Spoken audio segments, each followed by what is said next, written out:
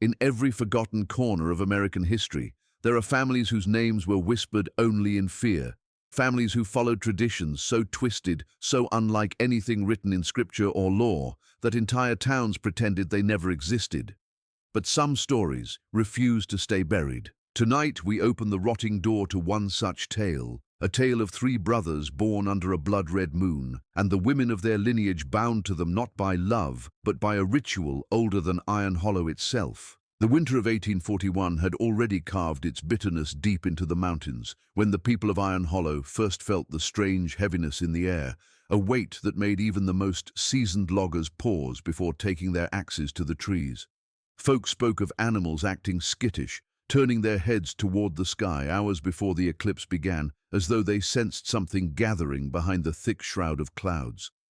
In those days, weather was taken as a message from the unseen, and when the moon dimmed and the world grew oddly still, the villagers believed the mountains were preparing to deliver a warning. At the center of this unsettling calm stood the Hollow House, a weather-beaten estate perched on a ridge where winds cried through the broken shutters. Inside, three infant cries were about to converge into a sound that would feed the region's darkest stories for generations. The midwives, already uneasy from the way the shadows seemed to pulse along the floor, huddled close to the mother as she labored, clutching their crosses even though none of them could explain why the air tasted like iron. The triplets were born in near-perfect unison, an impossibility the women spoke of only when the doors were locked and the candles were burning low. What struck them harder than the synchronized birth was the fact that each infant's shadow moved just a heartbeat out of rhythm with their bodies, as though something invisible hovered half a second behind them. One midwife swore she saw the shadow of the smallest brother curl its fingers before the child even stirred. The other women dismissed her at the time, but only out of fear of what admitting such a thing might mean. In the corner of the room, the old family matriarch watched with fixed eyes, whispering a chant the younger women didn't recognize. She insisted it was tradition, an old prayer meant to keep the newborn safe, yet her trembling voice betrayed a dread she tried desperately to mask. The candles flickered without wind, and the flame nearest the door leaned sharply toward the crib as if drawn to the infant's presence. Outside, the eclipse cast everything in a sickly half-darkness, the kind that made the snow appear bruised, and the trees resemble gaunt silhouettes caught mid-scream. Those who later claimed to have been near the house that night insisted that they heard not just the baby's cries, but a low hum beneath them, a strange resonance vibrating from the ground itself. Some said it was the mountain shifting, others claimed it was something older. As the mother drifted into exhausted sleep, the triplets locked their eyes on different corners of the dim room, staring with an unsettling awareness no newborn should possess. The midwives, unable to shake the feeling that they were being watched by more than three infants, hurried their tasks and left as soon as they could, refusing to stay even a moment longer in the house than necessary. In the weeks that followed, the Hollow House became the subject of whispered speculation. Women reported that when they visited, the triplets seemed to track their movements in perfect unison, their tiny heads turning without delay, as though guided by a single mind.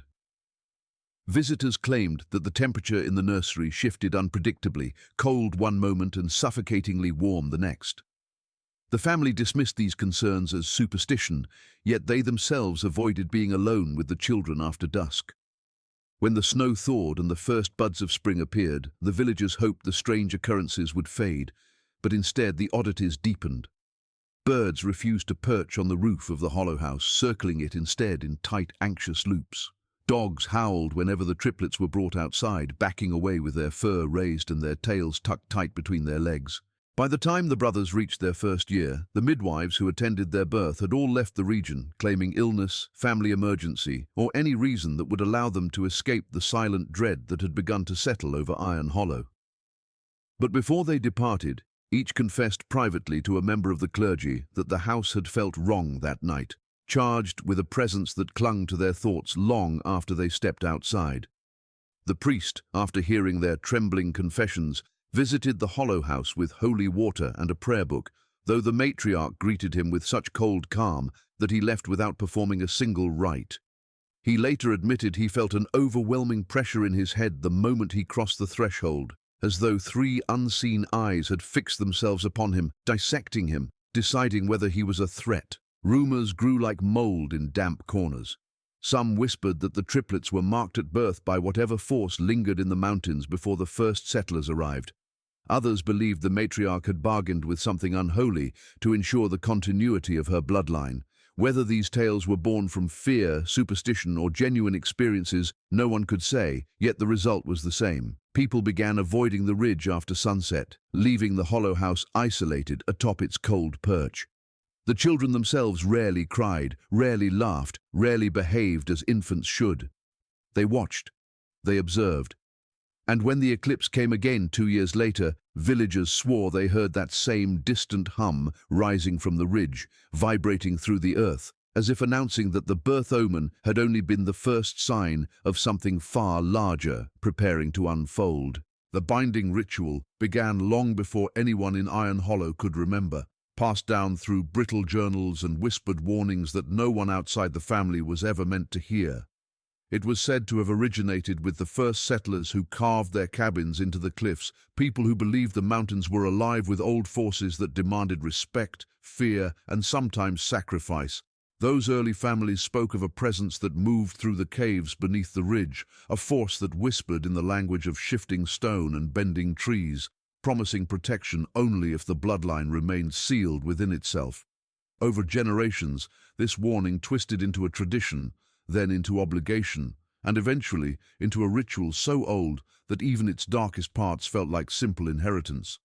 By the time the Triplet brothers were born, the ritual wasn't treated as a belief, but as an unavoidable law, an expectation etched into the marrow of every woman who shared their ancestry.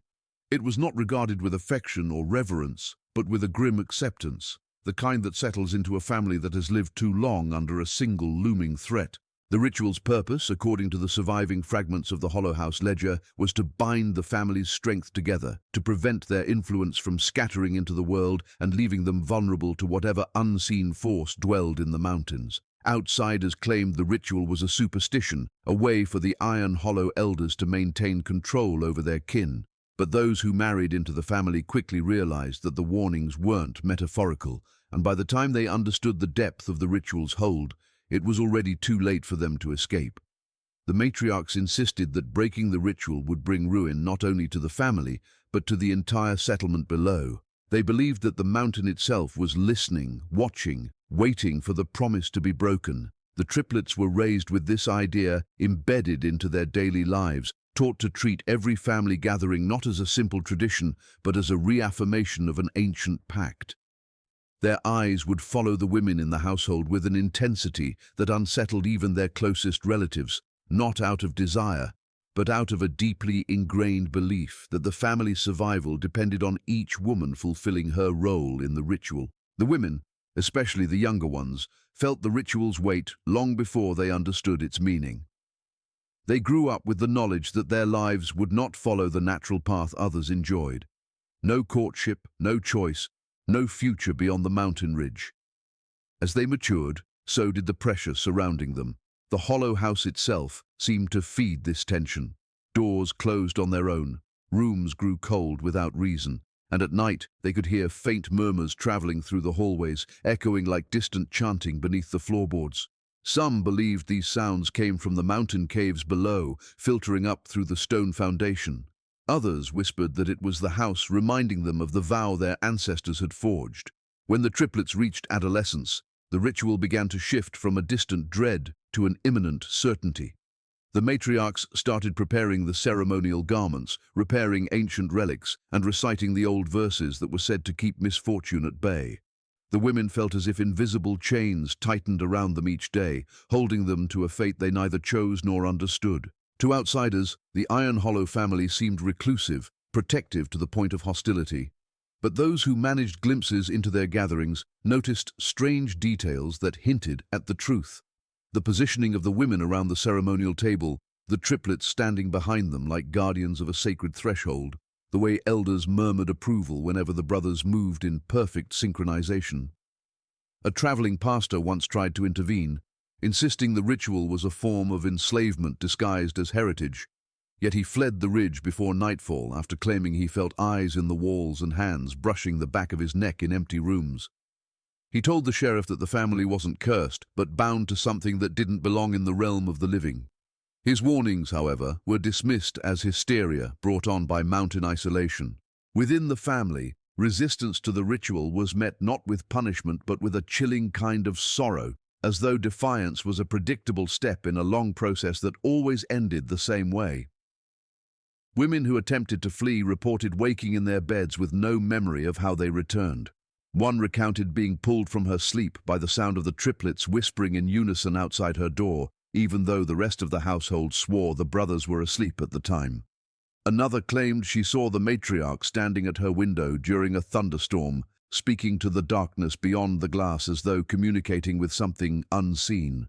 Every attempt to break the ritual seemed to deepen the atmosphere of dread, as though the mountain was tightening its grip, reminding them that tradition was not theirs to refuse. The closer the time came for the ritual to be reenacted, the more the triplets changed. Their movements became fluid, synchronized to the point where watching them felt like witnessing a single entity split into 3 bodies. They often stood at the threshold of the ancestral chamber, staring at the carved symbols on the stone walls with expressions that mirrored each other perfectly.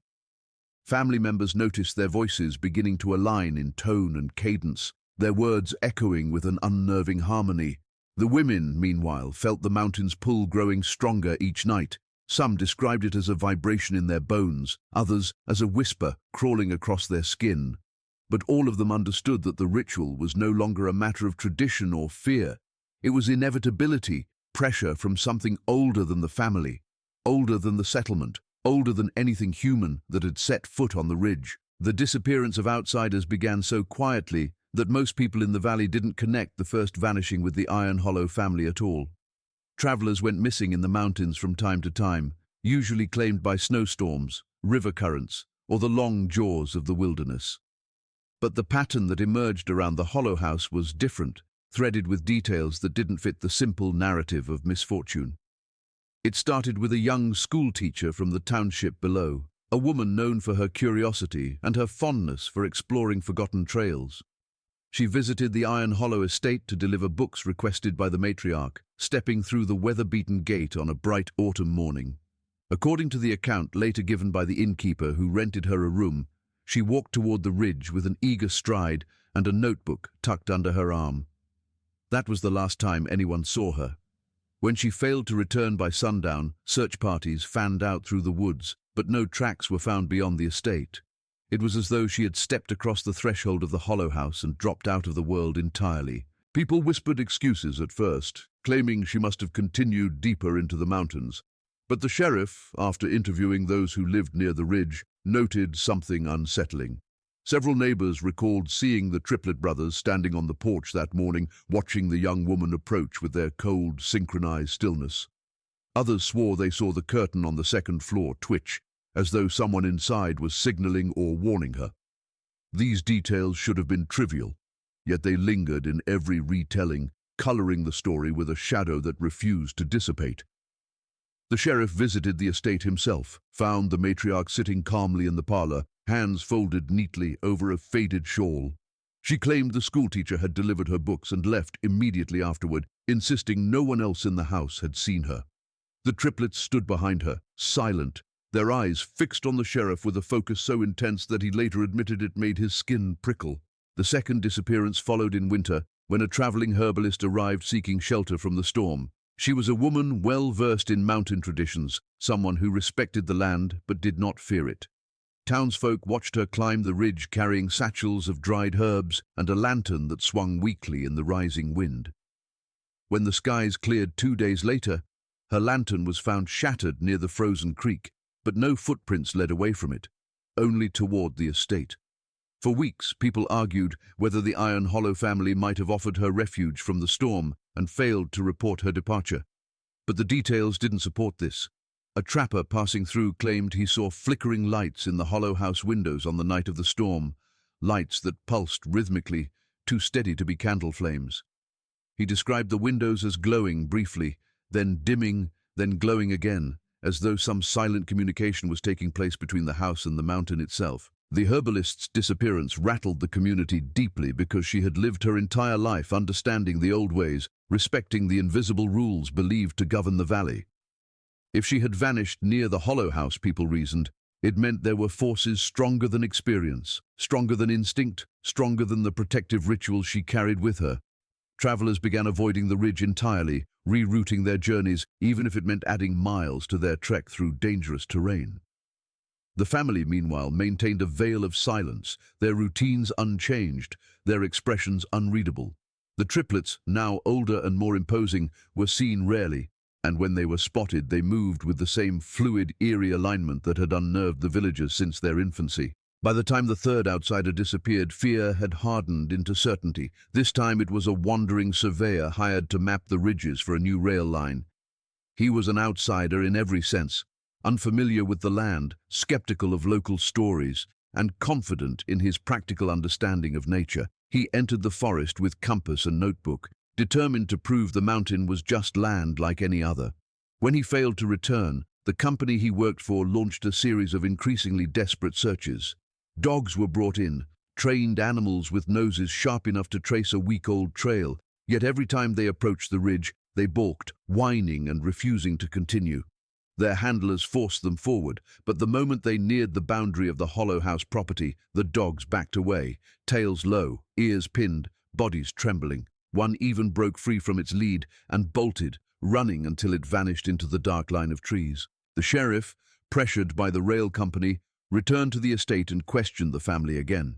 The matriarch repeated her familiar, calm denial, claiming no stranger had visited that day.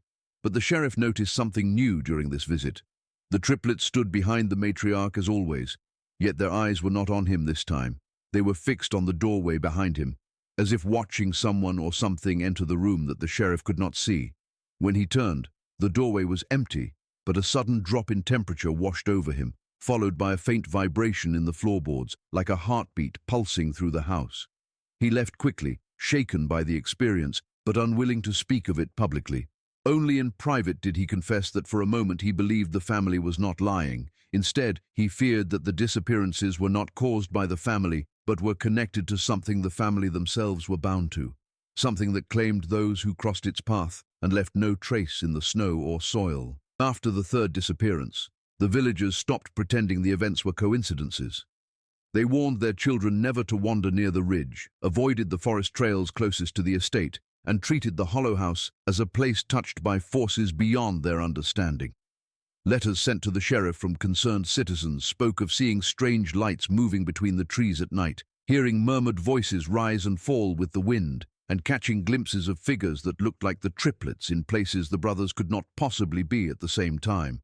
The pattern was impossible to ignore, and though no one dared confront the family directly, everyone knew the truth whispered beneath their fear. That the disappearances were tied to the ritual, to the bloodline, to the presence that had chosen the Iron Hollow family long before any outsider ever stepped foot on the ridge. The Hollow House records were never meant to be read by anyone outside the family. Yet the few fragments that survived in dusty trunks and half-burnt chests revealed more than the Iron Hollow elders ever intended the world to know. These journals were written in cramped handwriting, ink scratched onto yellowing paper that had grown brittle with age, their pages filled with confessions, rituals, and warnings that read more like desperate pleas than historical accounts. The earliest ledger traced back to the first settlers on the ridge, its entries speaking of strange voices that echoed from the caves at night and shadows that moved against the glow of lanterns even when no wind stirred. It spoke of the mountain not as a place, but as a presence, something aware and restless. The settlers believed it demanded loyalty, bound not by land ownership or human agreement, but by blood, and that once a family accepted its protection, they forfeited something in return. Over time, these warnings were passed from elder to elder, each adding their own observations as though attempting to understand the pact they inherited, yet never dared question. One of the most chilling records described the night the triplets' great-grandmother first heard the mountain whisper her name. She had been walking along the ridge, lantern in hand, when the flame flickered violently and then steadied, pointing its light not in the direction she held it, but toward the mouth of a narrow cave. The account claimed she felt an invisible force pull her forward, leading her into a cavern whose ceiling dripped with mineral tears and whose walls pulsed faintly like living flesh.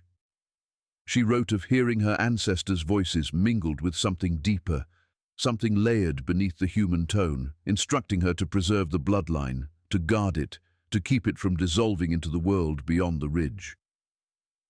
She returned at dawn with her hair matted with frost, her eyes hollow and unblinking, insisting a new vow had been carved into her soul. That entry marked the moment when the family's duty shifted from tradition to absolute command, and the ritual became the foundation of every choice they made. Later records describe the hollow house itself as though it were alive, absorbing the whispers of each generation and echoing the mountain's will through its wooden ribs. Doors stuck without reason, hallways stretched longer at night, and the attic, rarely spoken of in the journals, was said to hum with a low vibration that rattled the beams. One ledger noted that the house never fully slept, even when its occupants did. It reacted to visitors, especially outsiders, tightening its air, darkening its corners, amplifying its creaks into deliberate-sounding footsteps. The matriarchs believed the house had become an extension of the pact, a vessel through which the mountain communicated, ensuring that no member of the bloodline forgot the promises etched into their ancestry. As the years passed, the records became more urgent, as though each writer felt the ritual tightening around the family like a binding rope that grew thinner yet stronger with every generation. The journals that reference the Triplet brothers painted them not as ordinary children, but as embodiments of the vow itself. One entry written by their grandmother shortly after their birth described them as three bodies sharing one shadow, one will, one purpose. She claimed she saw symbols flickering beneath their skin when they slept, marks that looked like the same carvings found at the entrance of the old cave. She admitted she feared the boys, not because they were malicious, but because they seemed to understand the mountain's language far earlier than any generation before them. The brothers grew up reading the old records under the supervision of the elders, memorizing passages that sounded more like chants than history. These writings shaped the rhythm of their days, dictating the way they interacted with their family, their home, and the land that surrounded them. They were taught that deviation was dangerous, disobedience catastrophic, and that their identities were inseparable from the will of the mountain that watched over Iron Hollow. The more recent journals revealed the growing desperation of the women in the family. Many of them had contributed quietly written lines squeezed into margins, hidden beneath loose pages, or tucked behind torn covers where the elders were unlikely to look. These notes did not oppose the ritual openly. Instead, they expressed a suffocating fear of inevitability. They wrote of dreams in which they saw the triplets standing at the ends of their beds, eyes glowing faintly in the dark, whispering phrases that did not belong to any human tongue. Some women described waking with the sensation of cold fingers wrapped around their wrists, holding them in place as though anchoring them to the destiny the older records demanded they accept. Others mentioned the sound of chanting drifting up from the cellar at night, rhythmic and heavy, vibrating through the floors until their teeth ached. The elders dismissed these accounts as the imaginings of anxious minds, but the women knew what they felt, and the journals became their only outlet for the truth they dared not speak aloud. The most fragmentary and disturbing of the ledger entries were those penned by the matriarch shortly before the tragedy that consumed the estate. She wrote about the mountain's impatience, the sense that the pact was fraying and that the ritual needed to be reenacted soon to restore balance. She recorded dreams in which she saw the ridge split open, light seeping through the cracks like molten gold, and heard a voice older than time urging her to prepare the family for the next binding.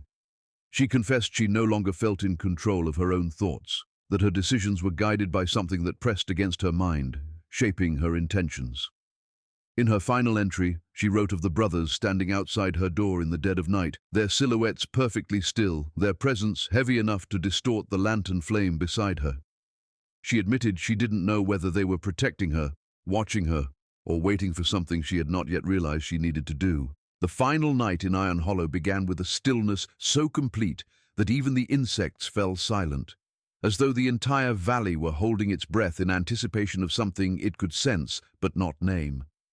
The sky turned the color of bruised ash long before sunset, and a low haze rolled down from the ridge, settling unnaturally close to the ground. People in the township glanced nervously toward the mountain, whispering about the strange tension in the air, feeling the weight of an unseen presence pressing against their thoughts.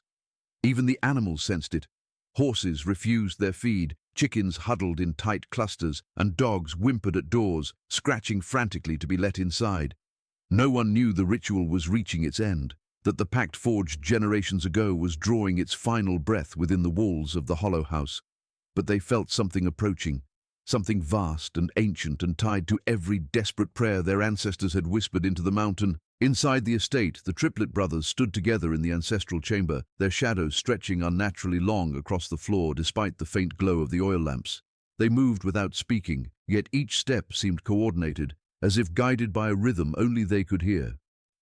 The carved stones that lined the chamber walls pulsed faintly, light rippling beneath their surfaces like veins illuminated from within. The brothers' presence intensified the glow, and the old symbols flickered in response, as though waking from a long slumber. The matriarch hovered near the doorway, clutching the ledger of her ancestors so tightly that her knuckles whitened. Her breath came shallow and uneven, not from fear of the ritual itself, but from the realization that she could no longer distinguish her own will from the mountains. She had resisted that influence for years, perhaps her entire life, but on this night, she felt it settle into her bones with undeniable force, guiding her actions with a cold certainty. The women of the family gathered in the adjoining hall, their faces pale with dread, each one wrapped in garments woven specifically for this occasion.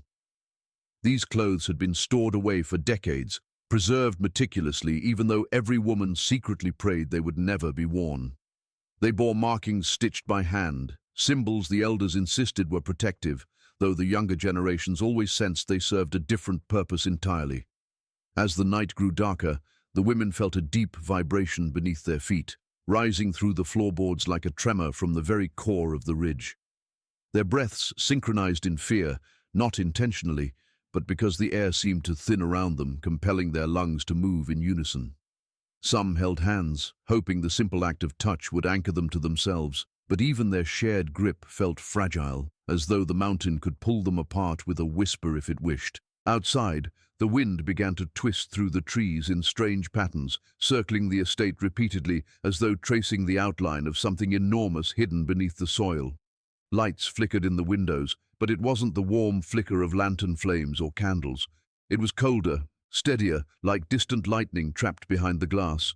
Villagers watching from below saw these pulses clearly, even from miles away, and several claimed the lights were forming shapes, 3 at a time, stretching tall before vanishing into darkness. As the minutes crawled by, the ridge seemed to lean toward the estate, its silhouette bending ever so slightly, a trick of the eye that no one could convince themselves they imagined. The air thickened with pressure, and though it was a cold winter night, a heat spread from the mountain's roots, crawling across the valley like a slow-moving tide. At the heart of the house, the ritual began without announcement. The triplets stepped forward in perfect alignment, placing their hands on the stone altar carved centuries earlier by the first settlers. The symbols beneath their palms flared with a muted red glow, the same color witnesses described seeing in the sky on the night of their birth.